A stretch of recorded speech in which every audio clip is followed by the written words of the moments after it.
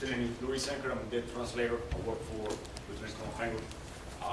Right here on my right, we have General Ulloa, Major General Ulloa, which is basically the vice commander for the Colombian Air Force.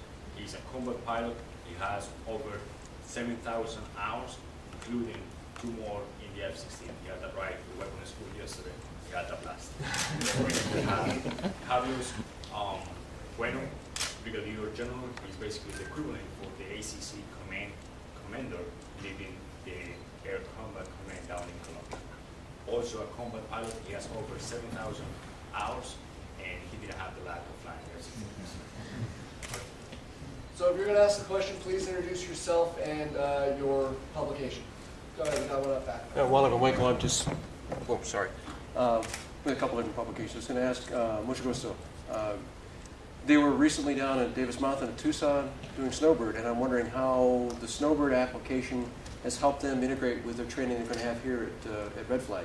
So they spent 2 weeks in Tucson, they were out on the range, they had opportunities to fly and fight down there with the Tucson Air Guard. And I'm curious if that helped them integrate into this mission here.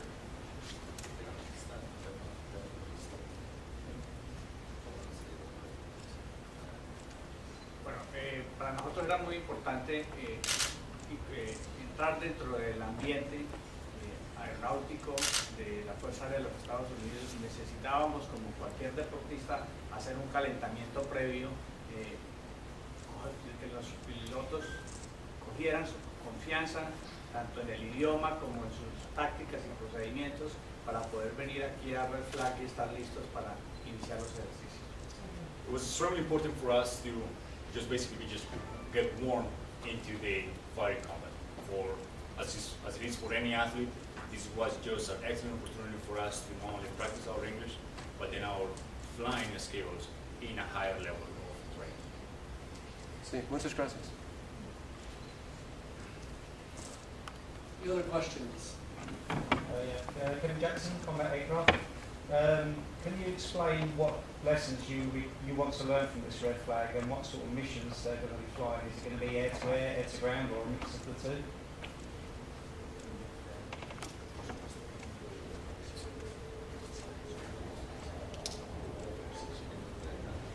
El primero que tenemos es buscar la excelencia en nuestros escuadrones de combate a través del entrenamiento en un nivel de alto desempeño y de alta exigencia como este, para nuestros escuadrones de combate y para nuestro escuadrón de aviones tanqueros. Y el segundo es tener la interoperabilidad con la Fuerza Aérea de los Estados Unidos y con las Fuerzas Aéreas aliadas para poder participar en operaciones combinadas con otros países. Number one is eventually to keep on the search for excellence in dogfighting, or eventually just in the Air Force mission down in Colombia. It is important for us to achieve that level in order to maintain the objectives that the President has down for us in Colombia. Number two, eventually, is to continue to foster a relationship with the United States and different coalition partners as we increase our excellence levels. Therefore, we could potentially be joining future campaigns. And then it's important to clarify that this is just air-to-ground operations.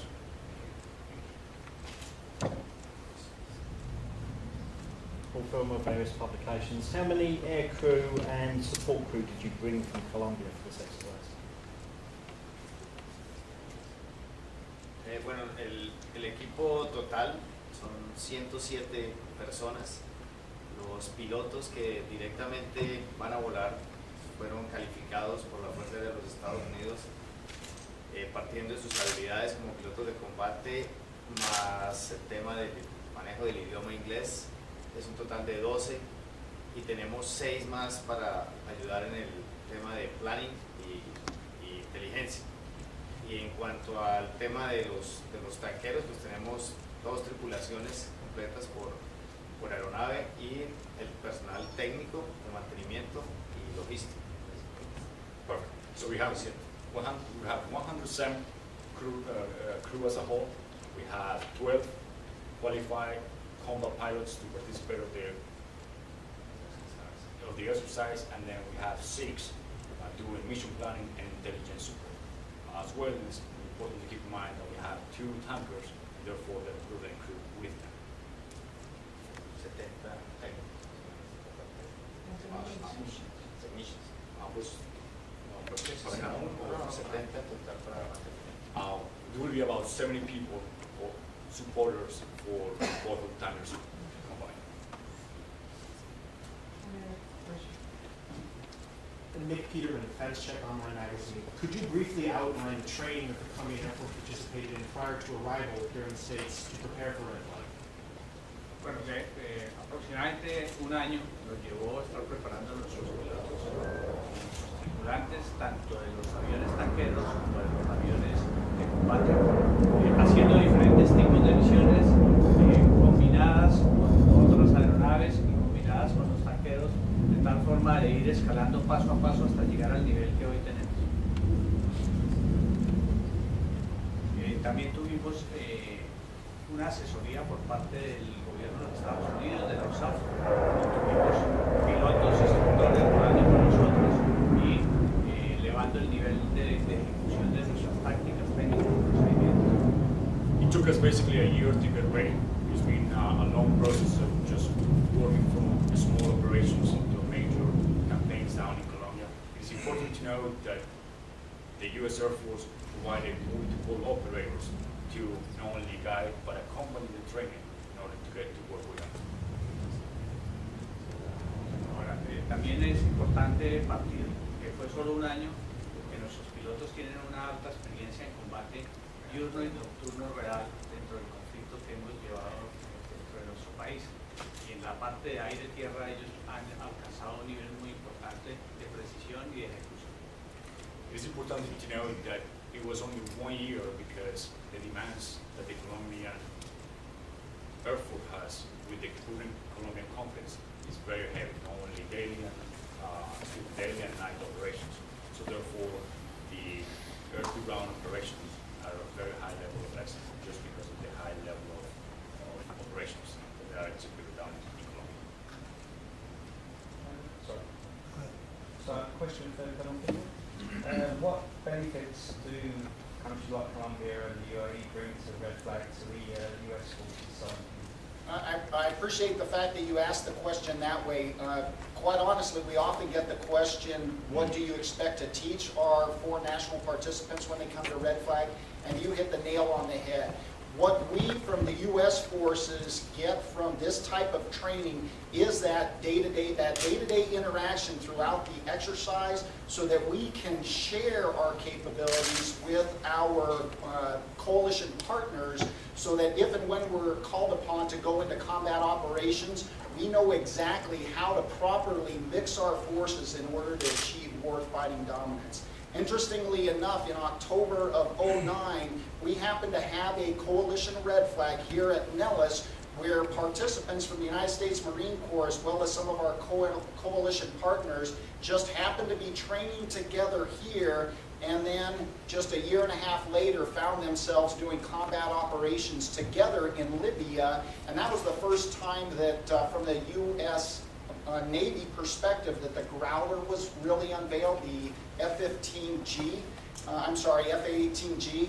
And so them working together here at Red Flag truly paid dividends for them during the Libyan conflict. Nate Leon from Air Force Monthly.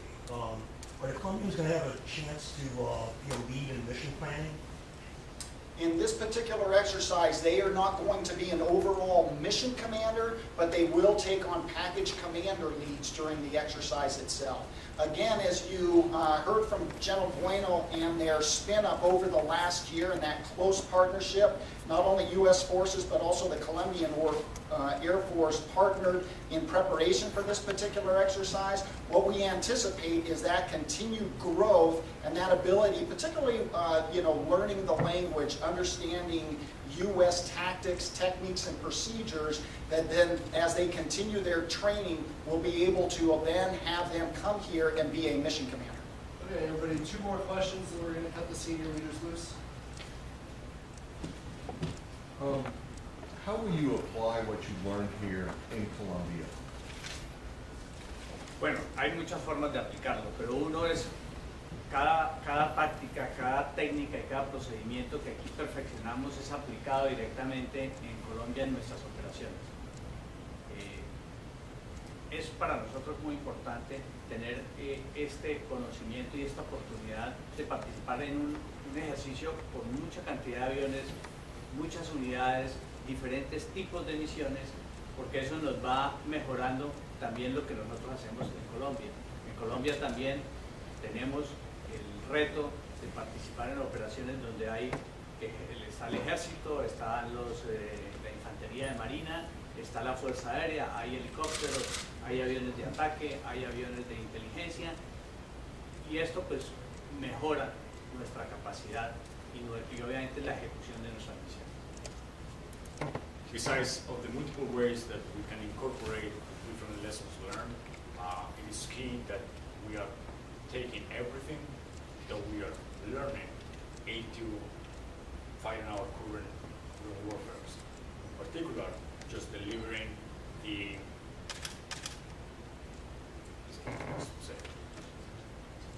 integration with intelligence, participating in such a large LFE in which now we see how not only sea or the army or different multiple agencies for different countries as well are participating. So this is kind of the major key, the integration portion of it is what we're taking back to Colombia.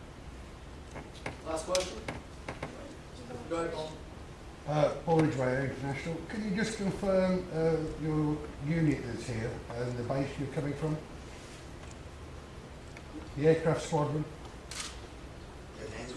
Del escuadrón es el escuadrón 111 y es el escuadrón de CAFIR C-10. The squadron is the 111 and it's called the Cafir. And that base is where, please? Where's your base in Colombia that you come from? Palanquero. The base is in Palanquero. Okay. This is very close to, the name of the town is Dorada. It's in the middle part of the country. Okay, thank you. Similar and hot, my dear. All right, thanks so much for your time. We really appreciate taking the time to answer some of the questions. Sir, can you introduce yourself, give your name, rank, title? I think you're the only one out there they don't know. You can answer. Sure. I work for Common Fango. I'm the flight commander for the intelligence flight that basically was responsible for the creation and development of the scenario for red flag. So my team is not only in charge of creating the ATO, assigning all the target complexes, developing the target folders for it, but also developing the major flow of the exercise. What's actually happening, how we're enabling them to achieve not only their PLOs, but also to meet Colonel Fengo's and his team, all his guidance on what he wants to achieve out of the exercises.